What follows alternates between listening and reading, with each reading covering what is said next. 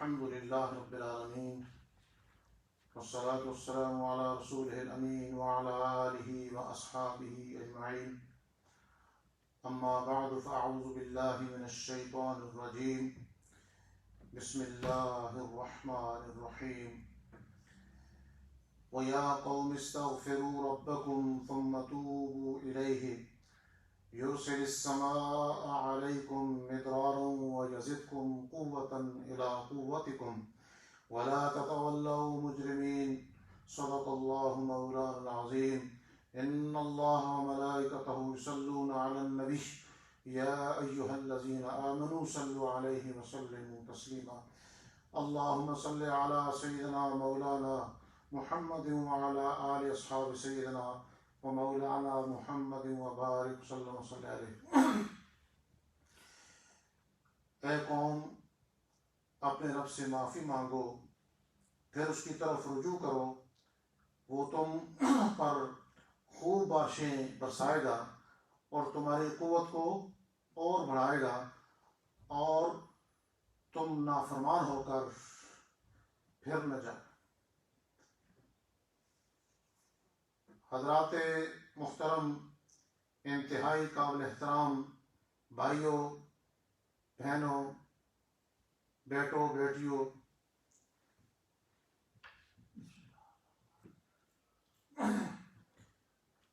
جب حالات معمول پر آ جائیں اور امن اور سکون میسر آ جائے تو قرآن ہماری بہترین اور زبردست رہنمائی فرماتا ہے. فرماتا ہے سورہ بقرہ آیت نمبر 239، فَإِذَا أَمِنْتُمْ فَاذْكُرُوا اللَّهَ كَمَا عَلَّمَكُمْ مَا لَمْ تَكُونُوا تَعْلَمُونَ. اور جب تم امن پاؤ تو اللہ کو یاد کرو جیسا کہ اس نے تمہیں سکھایا ہے جو تم نہ جانتے تھے. اللہ تعالیٰ نے اس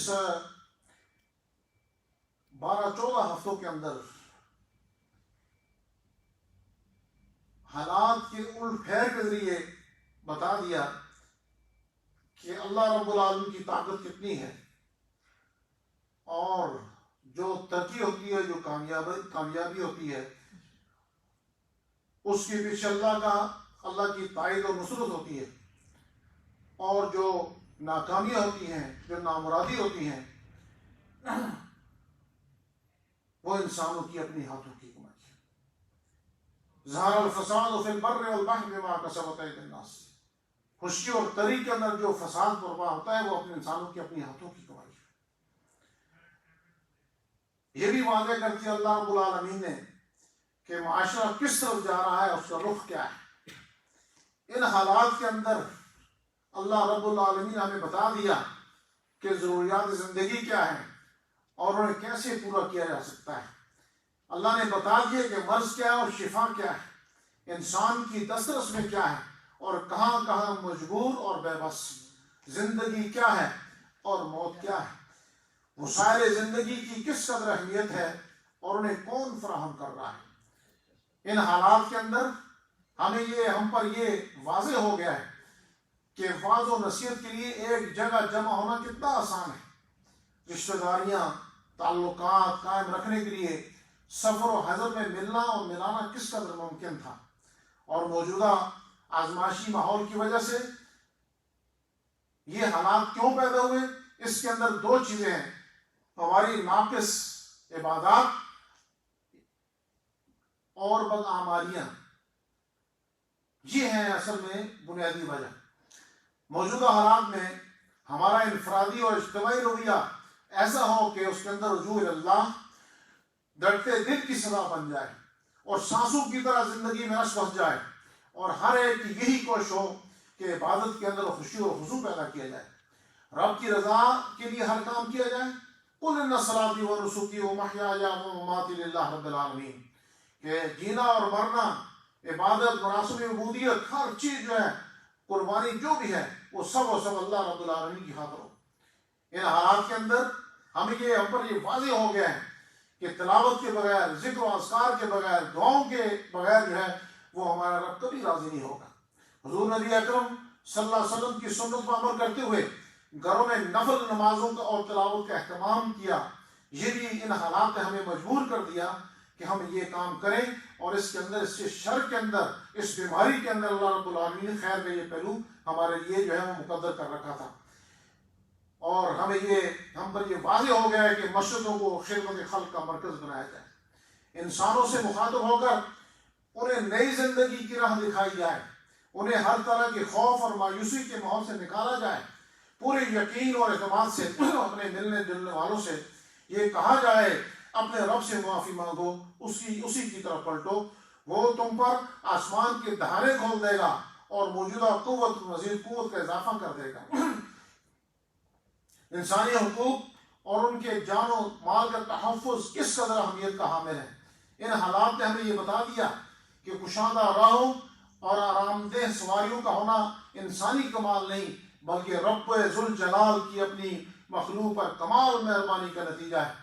اللہ تعالیٰ نے گھروں میں قیام کروا کر بتا دیا کہ اپنے اپنوں کے ساتھ وقت گزارنا کیسا ہے اور کتنا ضروری ہے، اور یہ بھی بتا دیا کہ اہل و عیال کی تربیت کے لیے یکسو ہونے سے کیا مراد ہے۔ یا ایھا الذین آمنوا قوا انفسکم واہلیکم نارا، ان حالات کے اندر ہمیں یہ بتا دیا کہ گھروں میں سب کے ساتھ نمازوں کے اہتمام کا کتنا لطف ہوتا ہے، اور ہمیں یہ محسوس کروا دیا کہ گھروں سے برائیاں کیسے دور کی جاتی ہیں، اور یہ بھی بتا دیا کہ دینی اور تحریکی ماحول کو فروغ دیتے ہوئے ہر گھر کو کیسے قرآن سنت کا آئینہ بنایا جا سکتا ہے۔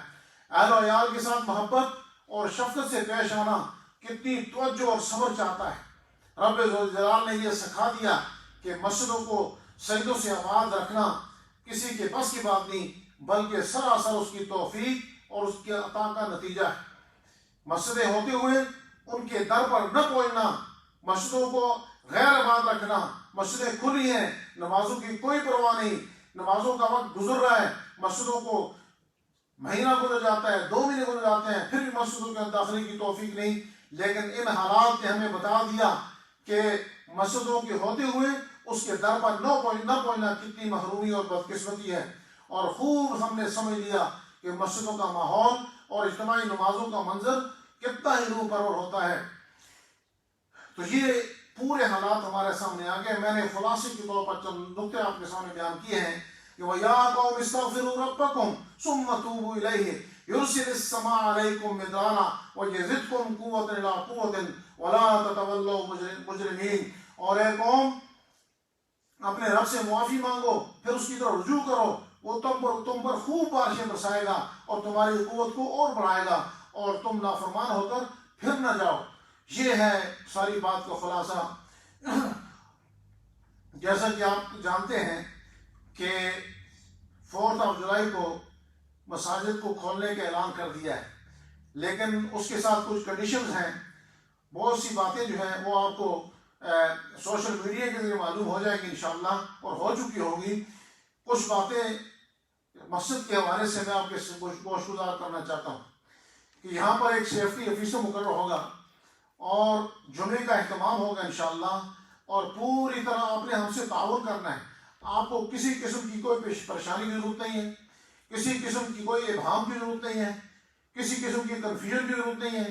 بھائی جب آپ مدینہ مسجد کے اندر پہنچیں گے یا کسی مسجد کے پاس آپ جائیں گے، کسی مسجد کے لیے جائیں گے آپ، تو باہر ایک سیفٹی آفیسر مقرر ہوگا۔ سیفٹی آفیسر بہت سی باتیں تو آپ کو ویسی معلوم ہو جائیں گی، لیکن اگر کوئی چیز معلوم نہیں ہے تو آپ مہربانی کر کے سیفٹی آفیسر جو آپ کے سامنے باہر کھڑا ہوگا اس کی ہدایت پر عمل کریں۔ اپنے شوز اپنے ساتھ ایک شاپنگ بیگ لائیں، اس کے اندر ڈال کر اپنے پاس رکھیں، اپنا مصلح اپنے ساتھ لائیں، اور اس کے بعد شو ریک کو آپ نے استعمال نہیں کرنا۔ وضو گھر سے کر کے آپ نے آنا ہے، مسجد کا وضو خانہ یہ بند رہے گا۔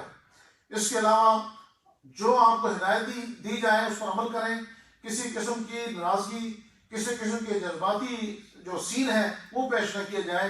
اگر آپ کو کچھ کہا جائے کہ اس بات پر عمل کیا جائے تو آپ بھرپور طریقے سے تعاون فرمائیں، تو اس طریقے سے ہماری روحانی ترقی بھی ہوگی، ہماری دنیاوی ترقی بھی ہوگی، اور مسلمانوں کا امیج جو ہے وہ دنیا کے سامنے جو پیش ہوگا وہ یہ ہوگا کہ مسلمان کتنے صبر والے ہیں، کتنے حوصلے والے ہیں، اور کتنے قانون کے پاسداری کرنے والے ہیں۔ تو یہ چند باتیں ہیں میں آپ کے گوش گزار کرنا چاہتا تھا۔ اللہ رب العالمین کی دعا ہے کہ اللہ رب العالمین جو ہے ہمیں اس پر عمل کی توفیق عطا فرمائے، اور اپنے جو گلوز اور اپنے ماسک جو ہے وہ اپنے باقاعدہ پہن کر آئیں، اور یہ پوری طرح تیار ہو کر آئیں، صاف ستھرے کپڑے پہن کر آئیں، اپنے ناخنوں کو تراش کر آئیں، جو اللہ کے نبی صلی اللہ علیہ وسلم نے بہت پہلے 14 صدیاں پہلے ہم جو کچھ بتایا تھا، اگر آج ہم اس پر عمل کریں گے تو یقیناً بیماریوں سے بچ جائیں گے، اگر عمل نہیں کریں گے تو اس کا نتیجہ صاف ظاہر ہے۔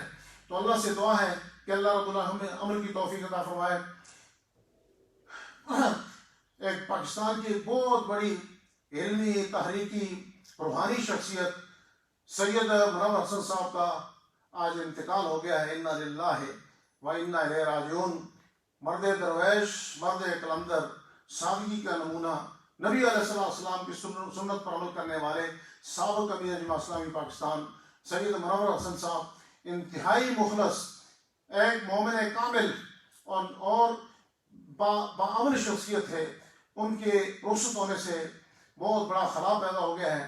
وہ فقیر تھے، درویش منش تھے، اور للہیت ان کے اندر کوٹ کوٹ کے بھری ہوئی تھی، اور انتہائی حق گو تھے، اور نبی علیہ السلام کی سیرت پر پوری طرح عمل کرنے کی کوشش کرنے والے تھے۔ دعائیں کہ اللہ رب العالمین سید منور حسن صاحب رحمۃ اللہ علیہ کو اپنے جوار رحمت میں جگہ عطا فرمائے، اور جو خلا پیدا ہو گیا ہے اللہ رب العالمین اسے پر کرنے کی امت مسلموں کو توفیق عطا فرمائے، اور اللہ رب العالمین ان کے خاندان کو، اسلامی تحریک سے تعلق رکھنے والے، ان کے جو مداح ہیں، ان سے محبت کرنے والے ہیں، اللہ سب کو صبر جمیل عطا فرمائے، اور ہم سب جو ہیں ان کی جدائی پر ایک صدمے سے دوچار ہیں، اللہ رب العالمین سب کو صبر جمیل عطا فرمائے۔ وما علینا الا البلاغ المبین۔